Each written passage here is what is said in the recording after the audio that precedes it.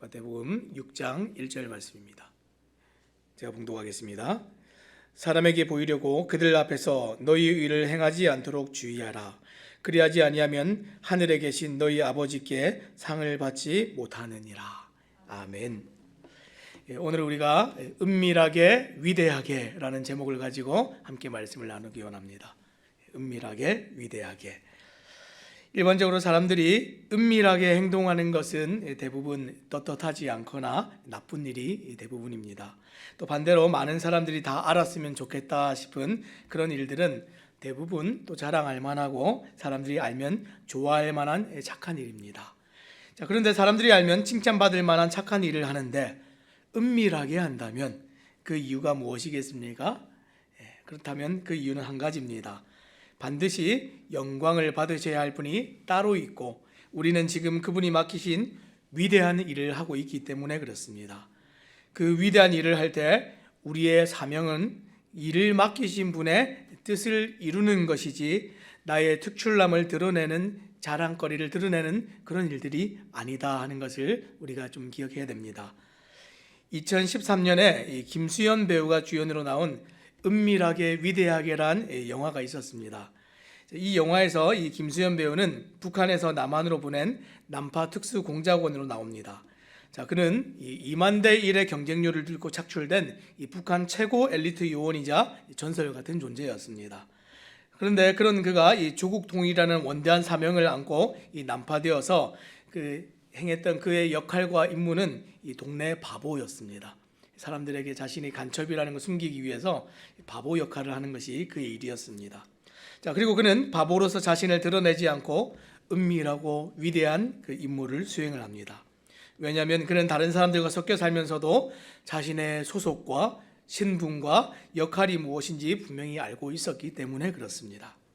오늘 산상수훈 중반부를 지나면서 예수님께서도 하나님 나라의 백성으로 살아갈 제자들에게 은밀하게 위대하게를 말씀하십니다. 1절 말씀 제가 읽겠습니다. 사람에게 보이려고 그들 앞에서 너희 의를 행하지 않도록 주의하라. 그리하지 아니하면 하늘에 계신 너희 아버지께 상을 받지 못하느니라. 예수님께서 너희 의를 사람들 앞에서 보이지 않도록 조심해라 이렇게 얘기하시면서 은밀하게를 말씀하셨습니다.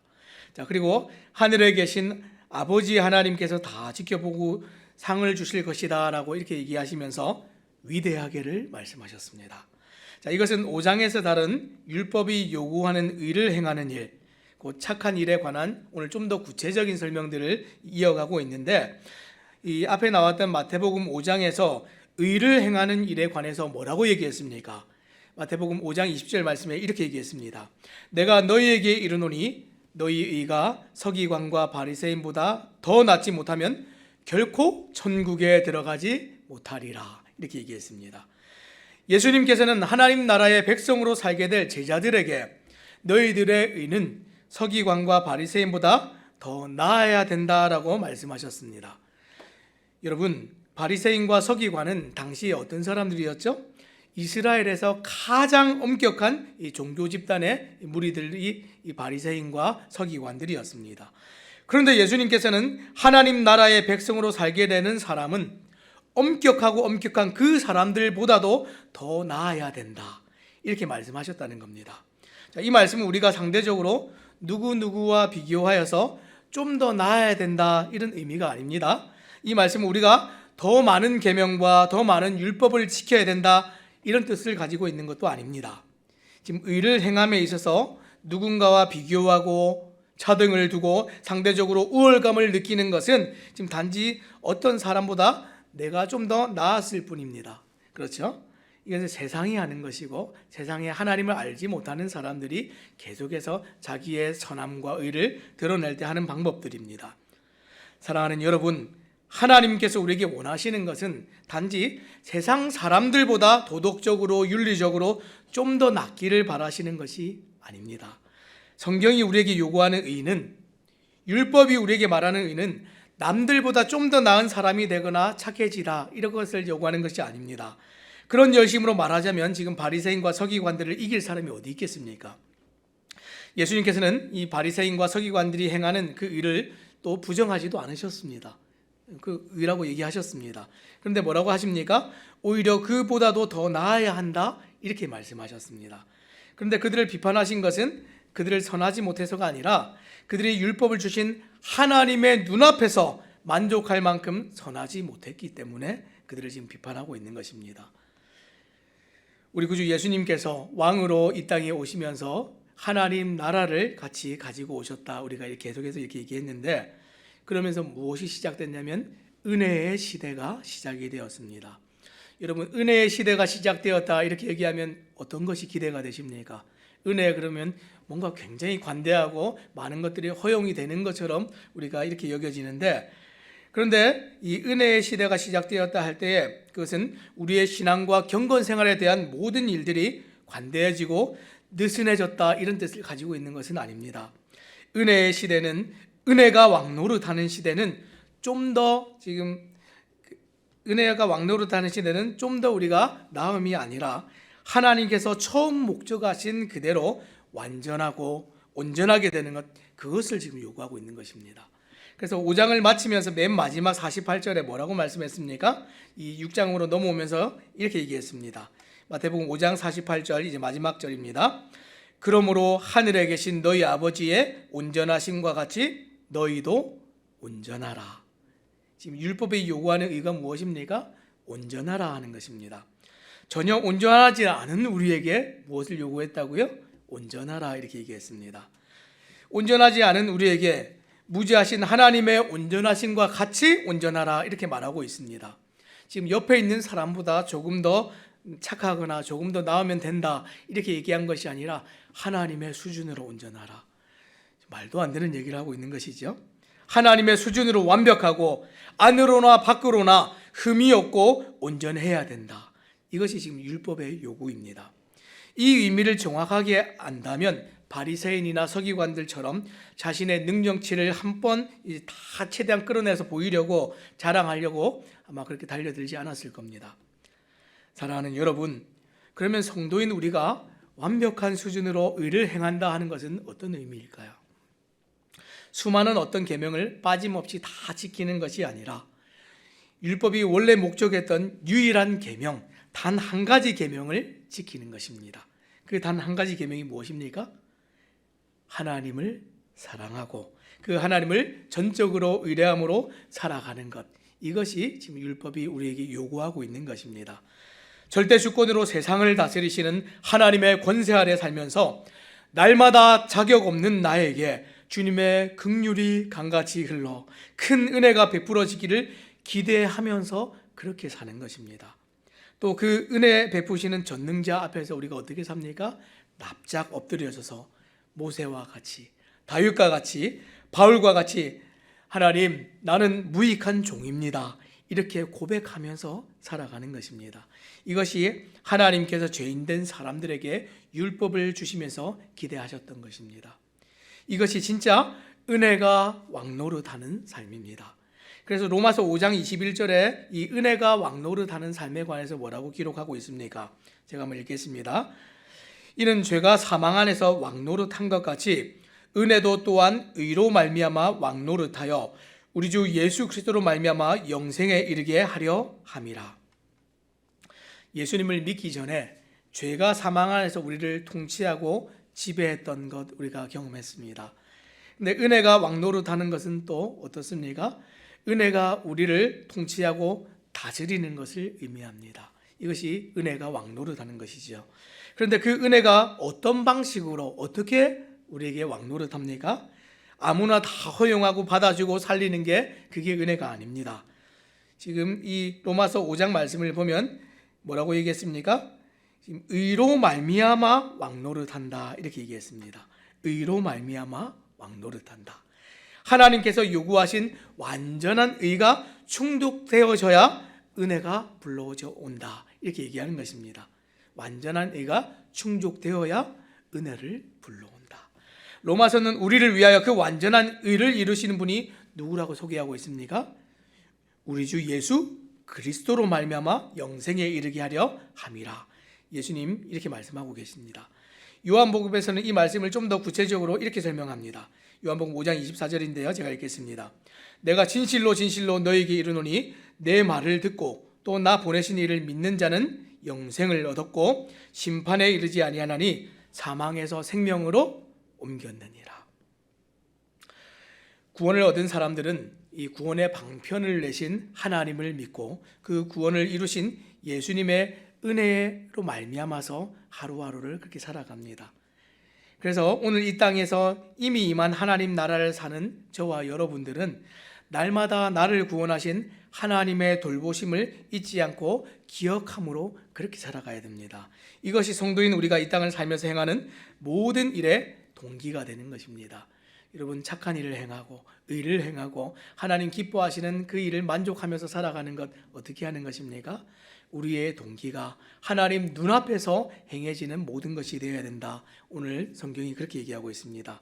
사람에게 보이려고 그들 앞에서 의를 행하는 것은 종교 생활입니다. 사람에게 보이려고 하면 어떻게 해야 됩니까? 사람이 항상 우리를 지켜보고 있는 것이 아니죠. 내가 착함을 보이기 위해서 타이밍을 잘 맞춰야 됩니다. 누가 보고 있을 때, 그렇죠? 그래서 성경에 보면 이 바리새인과 서기관들이 의를 행할 때 어떻게 했습니까? 누가 보고 있을 때를 기회를 엿보고 때를 잘 맞췄습니다. 안 보고 있으면 일부러 보도록 막 나팔을 불었습니다. 여기 내가 있다 하는 것을 보도록. 그리고 많은 사람이 있는 곳에 가서 그 일들을 행하는데 오늘 성경이 뭐라고 얘기합니까? 하나님 앞에서 우리가 행해야 되기 때문에 그럴 필요가 없다는 겁니다. 그럴 필요를 전혀 느낄 필요가 없이 하나님은 모든 순간에 우리를 보시기 때문에 은밀한 중에, 은밀한 곳에서 하나님 눈앞에서 행하는 것 우리에게 요구되어진다, 이렇게 얘기하고 있습니다. 모세의 율법이 지금 가난한 자를 돌보는 일을 매우 강조하고 있는데 그것이 이유가 무엇입니까? 이스라엘이 하나님의 돌보심 가운데 살고 있다 하는 것을 잊지 않고 기억하도록 하는 방식이 이 가난하고 힘들고 어려운 사람들을 돌보는 방식으로 이렇게 나타났습니다. 이게 구제였습니다.